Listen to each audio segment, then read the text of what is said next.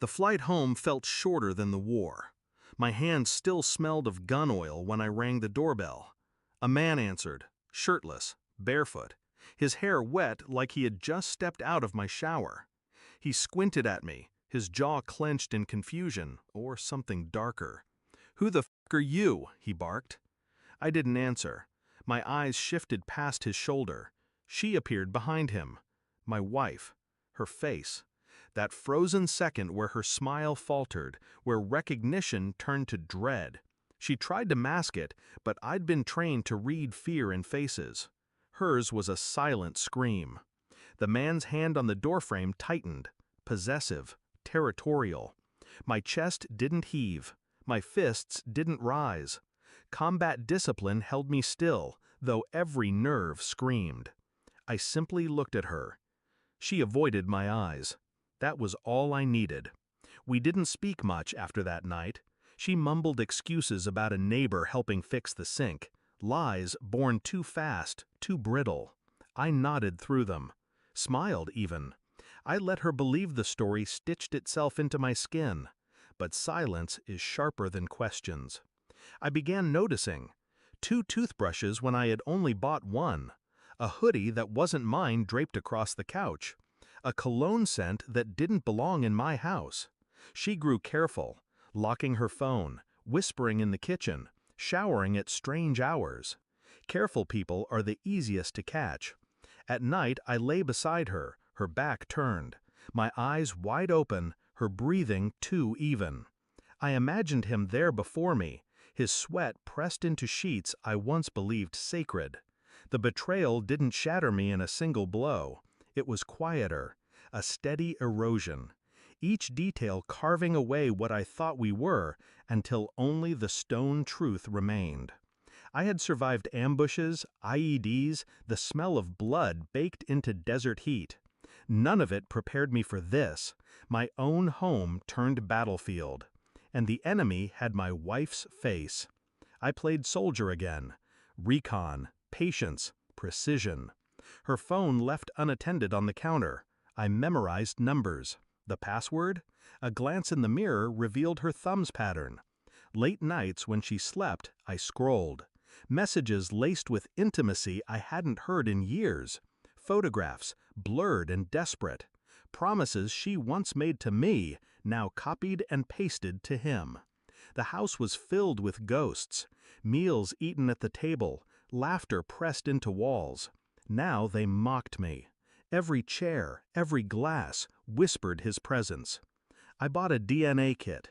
Quietly, slid a swab from the bathroom sink, tucked it into an envelope like contraband, mailed it with the calm precision of an order.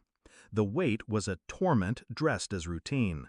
I made coffee for her in the mornings, kissed her cheek on instinct, though I tasted the distance.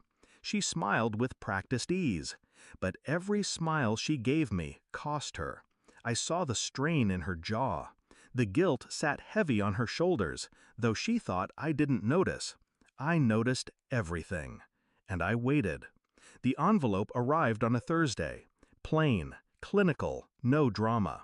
I slid it open with a kitchen knife. My hands didn't tremble. The words stared back, merciless. Probability of paternity, 0.0%. The child she swore was mine. The boy whose photograph she sent me during deployment, his face pressed against hers. I had memorized that picture in the desert, used it as armor against loneliness. Not mine. Not ever mine. When she came home that evening, I placed the report on the table. No words, just the truth printed in sterile black ink. She froze. Her purse slipped from her shoulder, hitting the floor with a dull thud. Her lips parted, a stammer, a plea forming. I didn't flinch, didn't blink. She saw it then. The end. Not in my words, there were none, but in my silence. I waited until her panic filled the room, thick and choking. Finally, I spoke. Calm, precise. I already knew. The color drained from her face. I saw him, the night I came home. Her knees buckled. She grabbed the back of a chair for balance. Tears threatened, but I knew they weren't for me. They were for herself, for the unraveling of her careful construction. I leaned forward, my voice low. You didn't just betray me. You erased me. You gave me a war photo, a false sun, a fantasy to hold on to while bullets cut the air around me. She collapsed into a chair, sobbing into her palms. I watched, detached. I let her drown in her own storm. And then I stood, took my keys. You wanted him, I said. Now you have only him. I walked out. The slam of the door wasn't anger. It was punctuation. I didn't return. Not for clothes, not for explanations. War had taught me how to leave ruins behind. She was a ruin now, and ruins belong to no one. I signed the papers weeks later without meeting her eyes. The boy was his, not mine. The house was theirs, not ours. People expected rage. They expected screaming, fists through walls. They didn't understand. Revenge doesn't need fire. Sometimes it only needs truth, revealed at the perfect angle, cutting sharper than any blade. I gave her that truth, and I took back myself. The last time I saw her, she tried to reach for me, her fingers trembling, her mouth searching for words. I didn't stop walking. The war was over. So was she.